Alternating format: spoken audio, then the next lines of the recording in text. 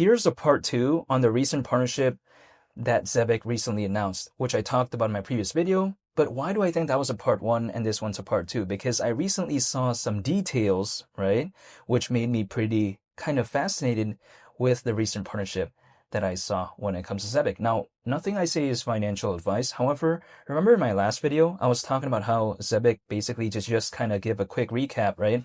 They did a partnership with something called Facet. And if we take a look at it through that partnership, they are going to be having this emphasis, or should I say focus, on remittances when it comes to Southeast Asia. And again, I went to greater detail about basically what I thought about that in my previous video, but this is just a follow-up to that. However, if we take a look at it, this partnership, I think it's pretty interesting to me because if we just take a look at something like, again, Facet, right? Supposedly over 2 million community members. There's supposedly over 1 million users across over 125 countries. And if we take a look at the annualized transaction volume in 2025, it was around 7 billion. So I find that pretty cool. And again, like I mentioned in my previous video, they do have supposedly 7 licenses in the banking space. So I find that pretty interesting as well. And supposedly an aspect that I see when it comes to Facet is powered by the own network. Now, supposedly we take a look at aspects of SOC2, Type 2, and ISO 27001, 27017, and even 9001 certified. And again, I should preface the ISO, saying before those figures, but I just wanted to simplify it. So yeah, again, like ISO 27001, ISO 27017, ISO 9001. Yeah, I don't know why I didn't just say that before, but I'm saying it's pretty interesting, right? And again, it is like all of those ISOs certified. Again, when we take a look at the aspect that I mentioned before. So I find this pretty interesting.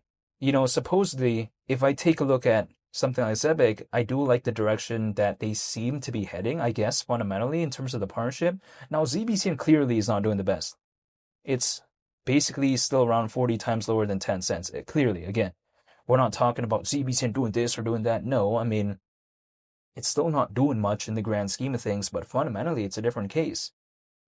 Now, to just, again, give another recap, in case someone is wondering, why is Zebec even focused on, stuff like this? Well, we have to consider, Zebec is focused on global trade and finance. So if they're doing something, right, with a project to have a partnership to supposedly be focused on remittances in Southeast Asia, I find it pretty cool because even though I already explained kind of basically what a remittance is in my previous video, I'm just going to say it again to just, give some context when it comes to this. Because let's say I'm from Australia and then I'm working in, Brazil. Let's say I'm working in Rio de Janeiro, or let's say São Paulo, or let's say Fortaleza, Ceará, or let's say maybe even Minas Gerais in Belo Horizonte, right? Let's say I'm working somewhere there. And then let's say what I'm making, I'm sending some back home to Australia. Then, it's kind of like remittance, right? Basically, in that context. So yeah, that's just kind of basically the vibe of that. And yeah, that's basically kind of the whole vibe when it comes to Zebec and its partnership with Facet. But then the thing is, they're focused on the Southeast Asian region.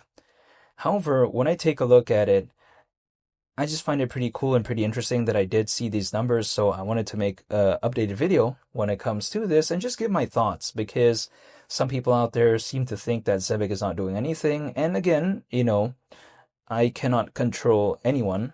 This is just my personal perspective, but I still find it pretty interesting because after all, right, Zebec is still allegedly backed by something like Solana Ventures, which I find pretty cool. And also one of their early backers is Circle, which is the creator of USDC.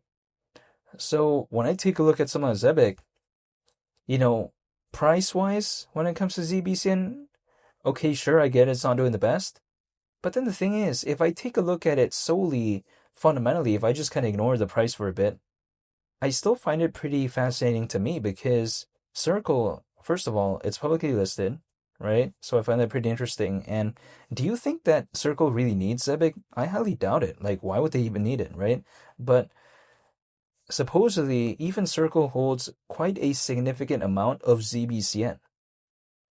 So could that maybe make ZBCN a little bit more, I guess, not as affected by some movements, I suppose, overall? I mean, who knows? But then if I take a look at this, right, what is Zebec's closest competitor, arguably, within this space that it's in, which is global trade and finance? I would say it's XCN. I don't think it's XDC. XDC is just too massive right now when compared to ZBCN, let alone something like Stellar, which is too massive even compared to this. But I'm saying, besides that point, if we take a look at XCN, this year it reached a market cap of around 1 billion, and then now the market cap is like below 200 million, right? When it comes to ZBCN, in a sense where the market cap is also currently below 200 million. But then the thing is, the same thing can be said when it comes to ZBCN reaching hypothetically around 1 billion in market cap this year, which it did not because XCN reached around 1 billion in market cap this year. ZBCN did not do that. But then the thing is, it seems like even still despite that, okay, sure, both are not doing the best, but then the drastic pullback when it comes to XCN just feels a little bit more significant than ZBCN. Could Circle supposedly holding a significant amount of ZBCN contribute to what we're seeing as of right now? I mean, who knows? But it wouldn't necessarily surprise me. So then when I take a look at something like that, you know, I do find it pretty interesting, I guess, I suppose. I'm still staying patient though. I don't have to, but I'm still doing it anyways because I just want to stay patient with the projects that I'm a fan of. If let's say, right, for whatever reason, I exited out of ZBCN, which I could just hypothetically do right now, but I just don't want to do, but I'm saying, if let's say I did do that, and let's say I was like, okay, yeah, I'm going to forget about this space, I'm just going to continue with my life. Let's say I did that. Am I still going to have to wait in January, February, March, April, May, June, July, whatever the case may be in 2026? Yeah, I'm still going to do that, whether or not I'm in this space or not, I guess, right? I'm still going to have to live my life. So when I take a look at whether or not I'm in this space or I am, I'm still going to be waiting. So I'm just rather waiting with the projects that I'm a fan of as opposed to not waiting with the projects that I'm a fan of, but then I just don't want to hold it. I'm not doing that, right? Again, I am just staying patient. I'm just holding and I'm just waiting. That's it.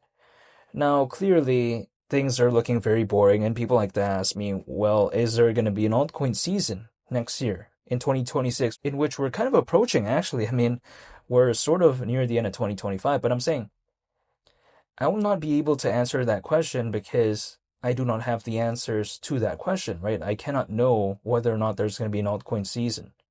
The only thing I can do is just control myself, and I'm going to stay patient. That's pretty much about it, but I can't do anything else beyond that. And yeah, I just wanted to make a part two when it comes to the video that I made before and to just give more of a context, I guess. Or should I say, let me rephrase myself there, more context to what I mentioned in my previous video and just talk about these numbers that I saw. So yeah, I want to say thank you for watching and I greatly appreciate it. I'll catch you on the next one. I'm out. Peace. Bye.